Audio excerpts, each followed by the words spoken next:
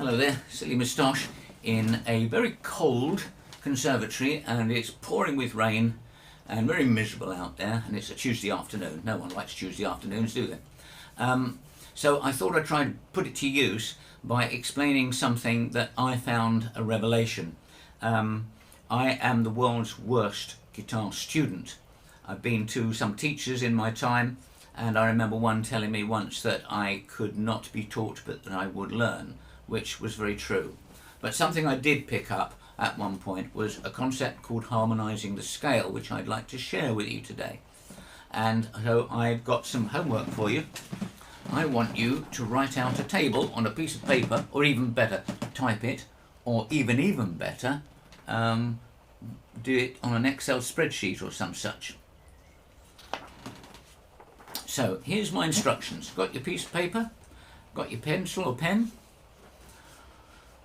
I want you to make a series of boxes. It's a table, isn't it? 17 columns wide. 17. 10 lines underneath.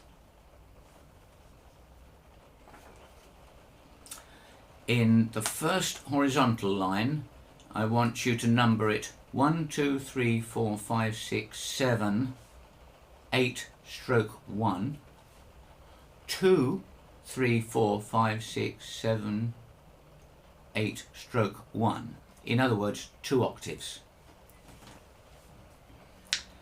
And then on the left hand side, not on the first one, no, I'll make it easier. Underneath the 1, 2, 3, 4, 5, I want you to put all the notes in the scale that you want to analyze.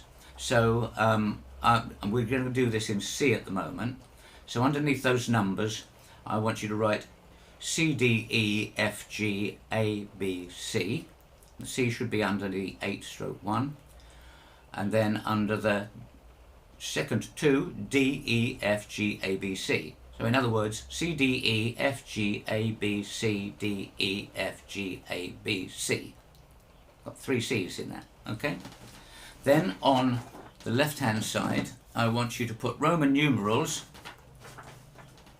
going from the third line down. Yeah, so not like that. Yeah, I hope you can see that. Roman numerals 1, 2, 3, 4, 5, 6, and 7. Or in other words, I, IV, V, VI, and VII. Okay. Now I want you to start putting down what we will find to be the notes in the chords of all the chords that you are likely to use in a song. And the reason for this, of course, is to find out how you work out a song if you can't find the chord progression. So under C, because we're playing in C, I want you to put an asterisk of some sort, or a mark, or a cross. Jump 1, E. Jump 1, G. Okay? Underline II, 2. I want you to go to the D. Underneath the D, on the second line across, an asterisk under D, F, A. Moving along, you see a pattern starting here.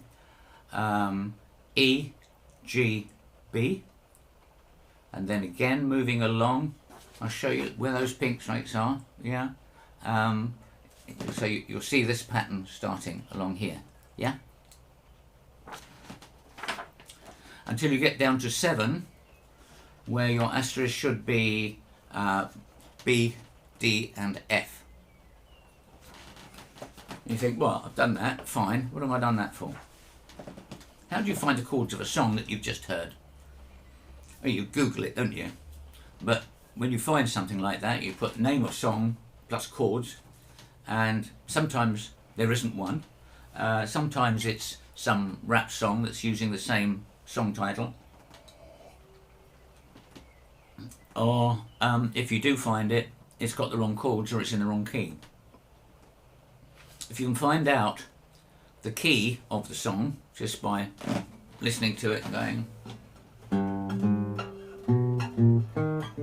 ah, okay, then you can use this to find out all the chords that you're likely to hear in that key.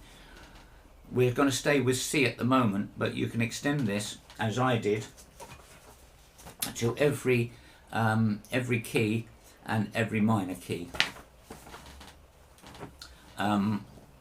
So what you'll find here, if you're starting, this is major scale initially, you'll find that you'll get 3 notes which make chords, which are the root chord, which is a C, so that'll be a major, C major.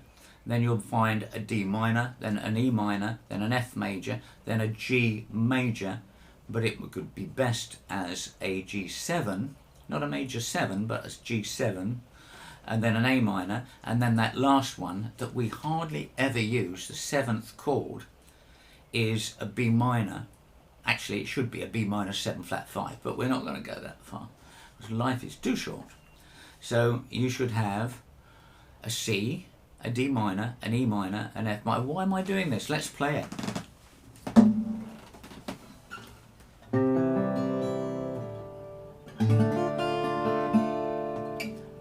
E minor, F, G,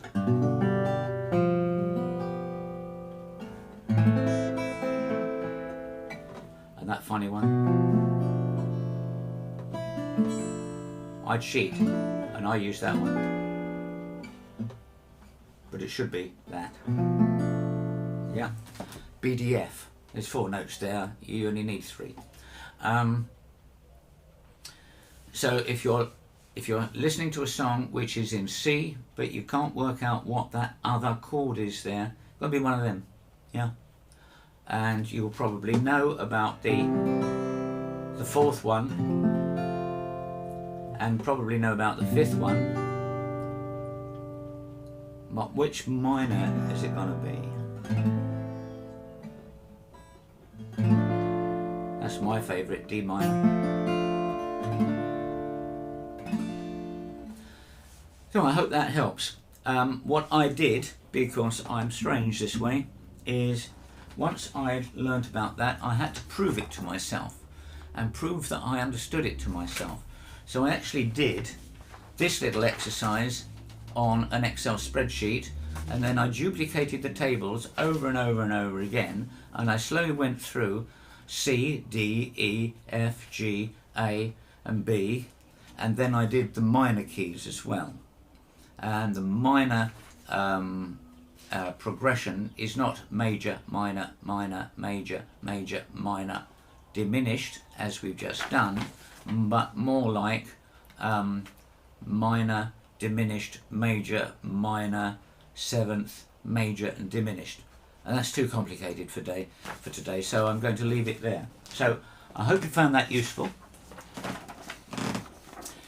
Anything that you're confused about, and I'm sure there will be, then write them in the comments and I will reply. So I hope that that will release you from the agony of trying to find the missing chord.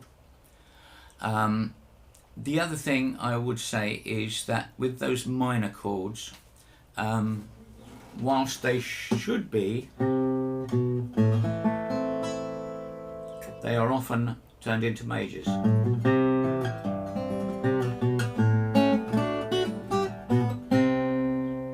Yeah? We can break the rules if we want to make it sound a bit happier, a few less minors. Things like that do happen. Be aware of that. If you have been, thanks for watching. Bye.